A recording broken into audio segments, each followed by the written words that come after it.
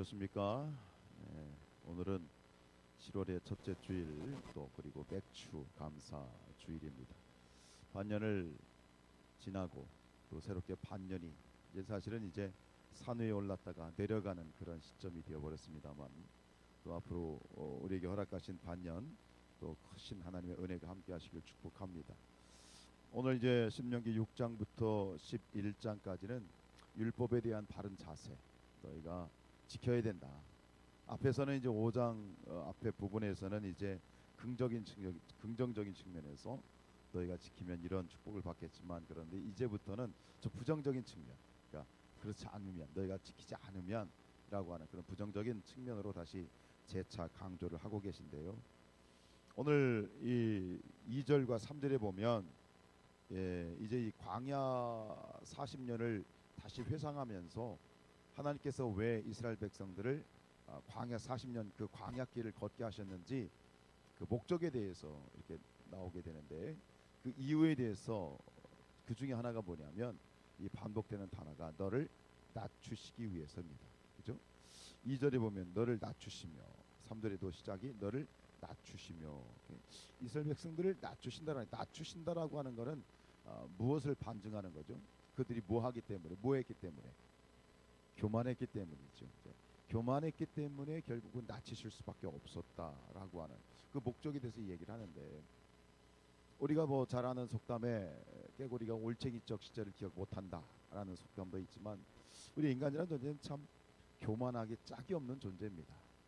교만하기 쉽고 조금만 뭔가 조금 빌미만 생겨도 얼마나 교만하고 얼마나 자고하고 얼마나 목이 고다져요. 그 예배가 없어요.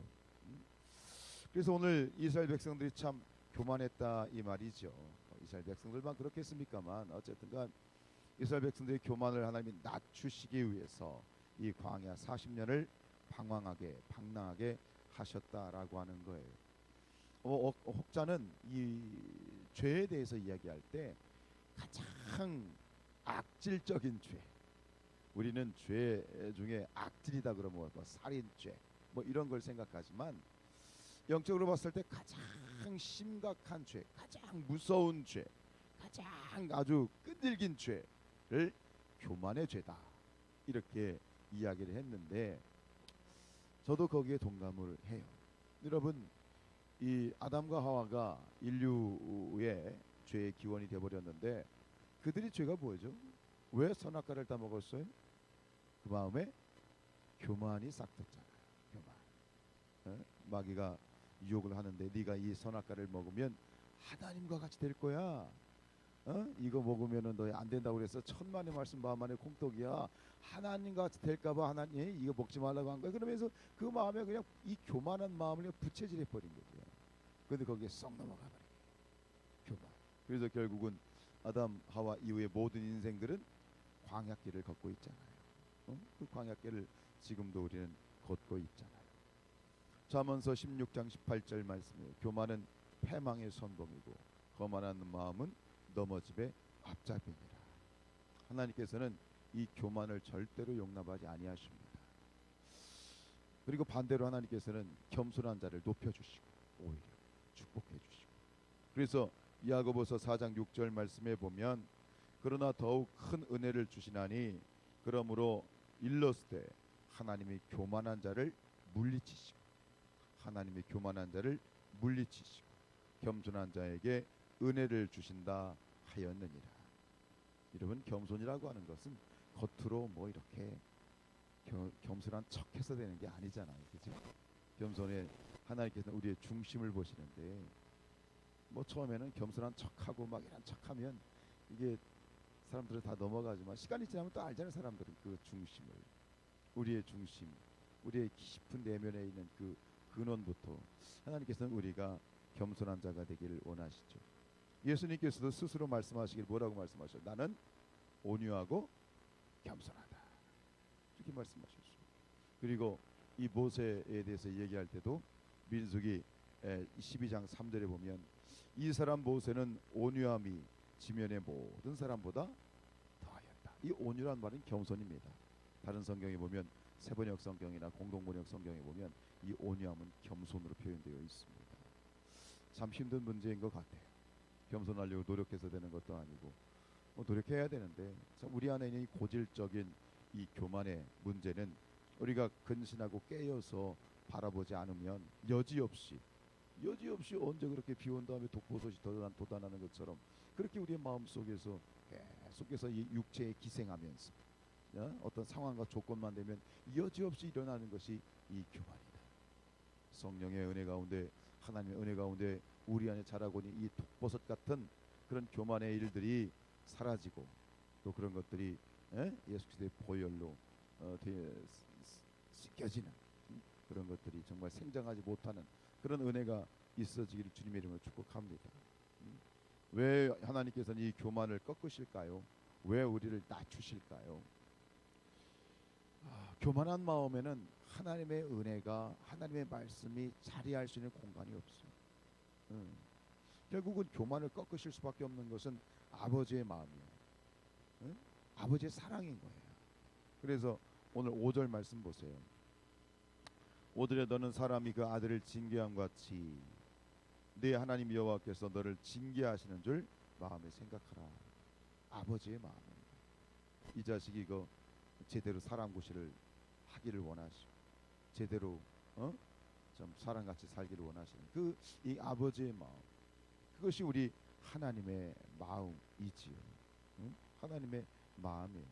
겸손한 마음을 가져야 제대로 하나님의 진리를 깨달을 수 있고 겸손한 마음을 가져야 우리가 하나님을 제대로 섬길 수 있고 사람이 제대로 구실할 수 있고 제대로 하나님의 뜻 가운데 살아갈 수 있기 때문에 하나님께서는 그렇게 우리 안에 있는 교만을 꺾으시려고 그렇게 아버지의 마음이고 아버지의 사랑이다. 결국은 우리를 높여주시기 위한 것이다 라는 것이 궁극적으로. 그래서 고난이 내게 유익이다 그러잖아요. 왜요? 고난을 통해서 내가 하나님의 율례를 배웠다. 제대로 처리되는 거죠. 고난 없이 그런 하나님의 징계와 채찍 없이 우리가 교만하지 않고 늘 겸손할 수 있다면 내 힘으로 겸손할 수 있다면 참 좋겠습니다만 절대로 우리는 그럴 수가 없는 존재, 내 스스로는 절대로 겸손할 수 없는 존재이기에 그렇게 죄에 오염되어 있기에 하나님은 여지없이 우리를 겸손하게 하시기 위해서 때로는 고난도 주시고 우리를 낮추신다. 하나님 분명히 기억할 건 뭐냐면 하나님이 나를 낮추신다라고 하는 느낌이 들면 동시에 어떤 생각을 해야 되겠습니까? 내가 교만하구나. 나도 모르는 내 안에 교만이 지금 싹 트어 있구나 하는 그러한 어떤 이 깨달음이 있어야 되겠어요. 그런데 동시에 오늘 말씀 속에서 이 교만한 마음을 가지면 교만의 특징이 하나 있어요. 그게 뭐냐면 잊어버린다는 거예요. 무엇을 잃어버려? 하나님의 은혜를 잃어버리는 것이죠. 그래서 찬양 가운데 그런 찬양이 있잖아요. 그런 요즘 많이 부르는 은혜라는 찬양 가운데 지금 나의 나된 것, 지금의 내가 가진 모든 것은 뭐예요? 그것은 뭐예요? 거저된 것이 아니에요. 공짜가 있는 게 아니에요. 공짜로 된 것이 아니에요. 다 하나님의 은혜라고 하는, 지금 정확하게 생각이 안 나는데, 그래서 오늘 14절 말씀에 보면 그런 말씀이 나오잖아요. 14절 보세요. 내 마음이 교만하여 내 하나님 여호와를 잊어버릴까 염려하라. 즉 교만한 마음의 특징은 결국은 왜 하나님의 은혜를 잃어버리느냐, 왜 하나님을 잃어버리느냐, 교만이 있기 때문이에요. 스스로 내가 교만하다 그런 사람이 어디 있어요? 교만이 마음에 지금 두려웠기 때문이겠죠. 그래서 오늘 이 11절에서 20절까지 계속 반복되는 표현이 뭐냐면 잊어버리지 마라. 여호와를 잊어버리지 마라. 여호와를 기억하라 라는 말을 계속 반복을 하고 있어요. 교만한 마음은 이 하나님의 은혜를 바위에 새겨야 되는데 이 교만한 마음은 하나님의 은혜를 물에 새기게 만드는 거예요. 그렇게 만들어 버리는 거예요. 사람이 기본적으로 인간은 망각의 동물이잖아요. 그죠? 사실 이것이 이 사람을 잊어버려야 더 살아. 잊어버려야 될 것을 잊어버리지 못하고 평생 끌어안고 살면 그것도 심각한 병이야. 또 잃어버릴 것도 잃어버려야 돼. 잃어버리는 것이 꼭 나쁜 것만은 아니지만 그러나 우리가 잊어버리지 말아야 될 것이 있는 거죠. 그죠? 근데 우리는 잊어버리지 말아야 될 것을 잊어버리지 않기 위해서 애쓰고 노력해야 돼. 그래서 이 국가적으로나 가정적으로나 잊어버리지 않기 위해서 우리가 막 세상에 막 살다 보면 정신없이 살다 보면 잊어버리잖아요. 근데 잊어버리지 말아야 할 것이 있거든요. 그래서 국가에서도 국경일이 있잖아요. 3.1절, 광복절 있고요. 가정에서도 뭐 부부의 어떤 결혼기념일, 뭐 생일 이런 것들을 꼭 기억하자는 의미에서 정해놓고 또 우리가 기념일을 하는 것처럼 오늘 우리도 마찬가지예요. 오늘이 맥주 감사 주일이잖아요. 그죠?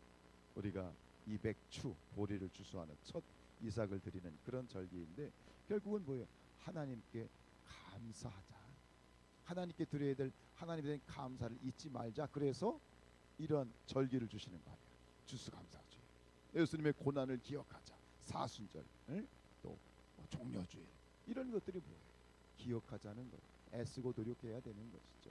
오늘 우리가 이 거룩한 주님 매 주일 매 일주일마다 우리가 주님 앞에 안식일을 지키면서 반드시 무엇을 기억해야 되는 거예요? 하나님을 기억하는 거죠. 이 새벽에 여러분들 왜 오셨어요? 네, 새벽에 깨어서 매일 새벽마다 하나님을 기억하자는 거예요. 은혜를 잊지 말자는 거예요. 근데 우리가 매일 새벽마다 이렇게 기도하고 매달려 하나님 앞에 나와서 눈을 부릅뜨고 기도하고 하나님께 예배를 해도 우리의 인생이 얼마나 또 넘어지고 실수하고 그렇습니까?